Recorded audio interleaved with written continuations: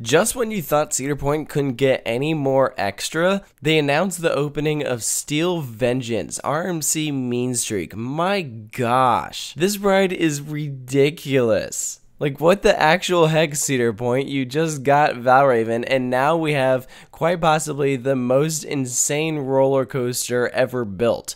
Probably what a lot of people are considering the most anticipated roller coaster in likely the last 5 years. Everyone has always talked about RMCing Mean Streak, and they went above and beyond. They brought Fred Grubb up to the announcement of this thing. I mean, RMC is absolutely pumped for this. Cedar Point is pumped for this. Like, I think whether you like it or not, this is going to be the ride of the year. This is the ride that everyone is going to be talking about, and is breaking some crazy records. Let's talk about the stats for this thing first. We have a height of 205 feet. That makes it the world's tallest hybrid coaster. It also has, by default, the world's longest drop on a hybrid coaster at 200 feet. Like, holy moly, a 200-foot drop on an RMC? My gosh.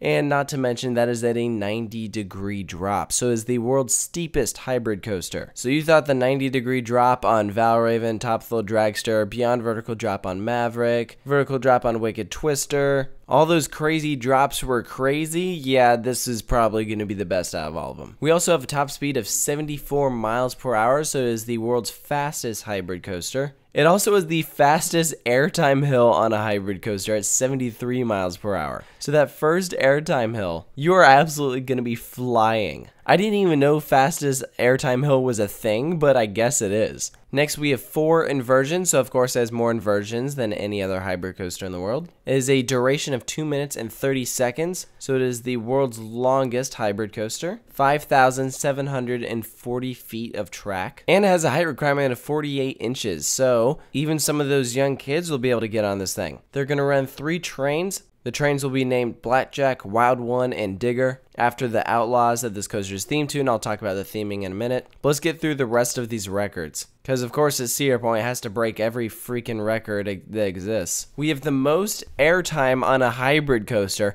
and also it's actually the most airtime on any roller coaster. Yeah, you heard that right. I think this is a record that probably no one saw coming.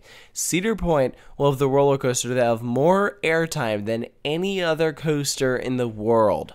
My gosh, can we just think about that for a second? Like, if you've ridden Voyage, if you've ridden any of these coasters that have absolutely insane airtime, any B&M Hyper, any other RMC, like, those are crazy. This is going to have more airtime than any of them, over 27 seconds. So if the ride is 2.5 minutes, and they're including the lift hill in that, but still, going with the 2.5 minute ride time, that half of that minute is out of your seat airtime. Like, jeez. That's a lot of airtime. And of course, adding in Steel Vengeance does give Cedar Point a few more records. So they have the most roller coasters with the first drop of 90 degrees or more. That's 5. Like I said, they're being very extra. We also have most roller coasters over 200 feet in one amusement park. 6. Cedar Point has 6 coasters over 200 feet. Like, what the actual heck? Most parks don't even have 1. Cedar Point has 6 coasters in excess of 200 feet. Jeez. We also have the most rides in one amusement park at 71, most roller coaster track at one amusement park at over 60,000, and the most steel roller coaster track at one amusement park at about 57,000. So you thought Valraven broke a lot of records? Steel Vengeance breaks 10 roller coaster records and then adds in 5 park records. That's 15 total. Like, wow. So, Steel Vengeance, the ride everyone's been waiting for. Everyone's been talking about the theming for this thing. What would it be named? I think it is a good name. I think it's an intimidating name. Vengeance. Yeah, that's an intimidating name. And of course, we have the 3 outlaws that the theming is kind of revolving around. And actually, I kind of like the backstory that they built here. It says that they were intimidated and disrespected by Maverick, which they're making a character, but it's also, you know, the roller coaster next door. So the theming goes around that they were disrespected, so they forged together to create a ride that will absolutely demolish Maverick, and yeah, it probably will. I mean, I think Steel Vengeance, without a doubt, will be the best ride at Cedar Point. Like, I don't think you can argue that. Like, yeah, Millennium Force, Maverick, Top Thrill Dragster, they're all good, but this is going to be the best ride in the park. It's absolutely enormous. They took the original Mean Streak structure and just added everything they got to it. They said, RMC, we want you to do the most ridiculous things you can possibly think of. Go all out. We're going to let you off the leash. Here, have at it. And RMC went at it and created this monster. It will crush any other hybrid coaster. Because here's what's cool about it. So we already knew what a good portion of the layout would be, but what they did is you have the first half, which is kind of, spread out, almost hyper coaster style. But then it starts, as you start losing speed, it starts becoming really tightly packed. So the entire second half of this ride is basically Wicked Cyclone. They're combining a few rides here. If the first half is like New Texas Giant, then the second half is Wicked Cyclone. That's pretty much a sum up of this ride. So I love New Texas Giant. I love even more Wicked Cyclone. Put those two together, yeah, this will be better. I'm curious though to see if they do any theming in like the queue line or in the station, or if it'll just kind of remain generic. So that'll be kind of interesting. And actually, if you've taken notice of the train, Steel Vengeance and Twisted Timbers will be the first RMC hybrids to feature the new RMC trains. So that's kind of cool. I think they look solid. I mean, no one has actually ridden in these new trains yet, so it's kind of hard to judge if they'll be better than the old ones. I want to say that they will, but we'll see. So let's get into the layout for this thing. Let's break it down element by element. So for this, we'll be using the official animated POV of the ride. Full credit to this goes to Cedar. You can check it out on their YouTube channel and on their website. So go check that out for the sound, backstory, all that good stuff. But you're going to start off with this right-hand turn out of the station. You'll go into a few of those bunny hops. You see them on like Twisted Colossus, that kind of thing. You're going to go up this massive lift hill. Steep, too. Again, over 200 feet in the air, and then you have this 90-degree drop.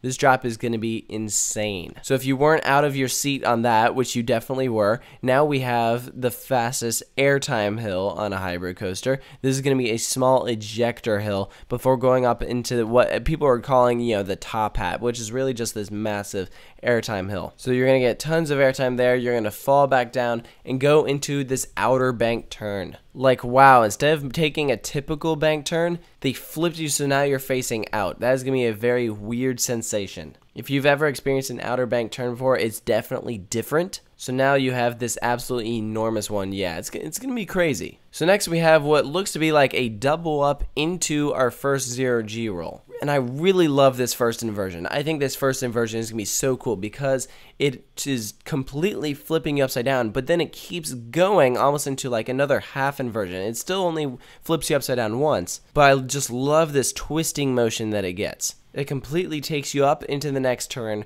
where then it flips you into a half stall. Think kind of like what Wicked Cyclone has. So after that stall, we're going into another high-speed airtime hill, into like another pop of airtime, and that slides you into the mid-course brake run. If you watch the POV, it doesn't look like it actually slows you down. The mid-course brake run is going to be there so that they can run 3 trains. This is Cedar Point. They get crazy attendance. They have to have 3 trains. So I think it makes sense that there's a mid-course. Typically, I'm not a huge fan of mid-course brake runs because it kind of, they slow down the ride. They slow down. They take all that momentum that you had and kind of put it to a halt. But it doesn't look like it'll actually slow you down here. And as long as it doesn't slow you down here, I think I'll be okay with it. I mean, if they start like putting in some actual brakes there so that it slows you down, that's when it really kind of defeats the purpose of having all that momentum. It'll make the second half of the ride not as good as it currently looks. I think the second half of the ride is what took everyone by surprise, and it'll only be as good if they don't run the actual brakes on it. So we have this drop down into this twisting motion that'll kind of fling you up into like a double up. You're going to twist on the back side of Mean Streak, start to go into like an outer bank turn,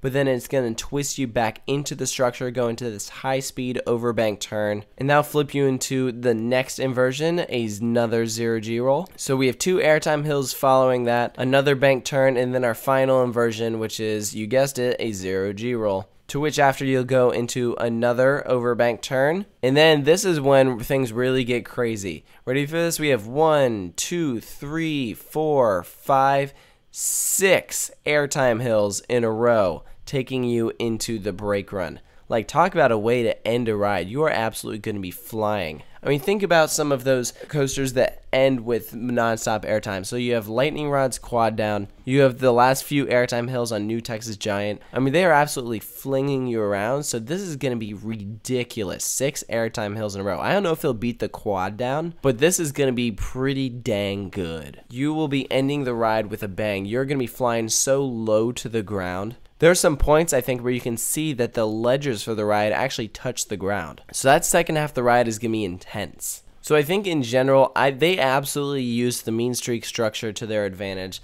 They really went above and beyond. But what we have here isn't a gimmick. I mean, yeah, this coaster breaks tons of records, but we just have a really solid ride. A lot of the times it feels like some of the Cedar Point coasters, they kind of go for the gimmick, and it kind of takes away from the overall ride experience, so the ride is just kind of mediocre. But here we have just a quality roller coaster that really is going to be something special. So, in conclusion, will this be the best RMC? I'm going to reserve judgment until I ride it, but I think it very well could be the best. But if it's not, then it'd probably be number 2 or 3. I just think it's going to be hard to top a coaster like Lightning Rod. And everyone knows how much I love Iron Rattler. And, you know, Twisted Colossus, man, when that thing's dueling, that ride's incredible. But if this is a souped up version of New Texas Giant, and New Texas Giant is great, and it's a larger version of Wicked Cyclone, and that ride is incredible, then this is going to be a ride you will remember. I think when it opens, it'll be a lot of people's #1 roller coaster. It'll be the best coaster at Cedar Point for sure. And if this isn't at the top of your list for roller coasters you need to ride next year,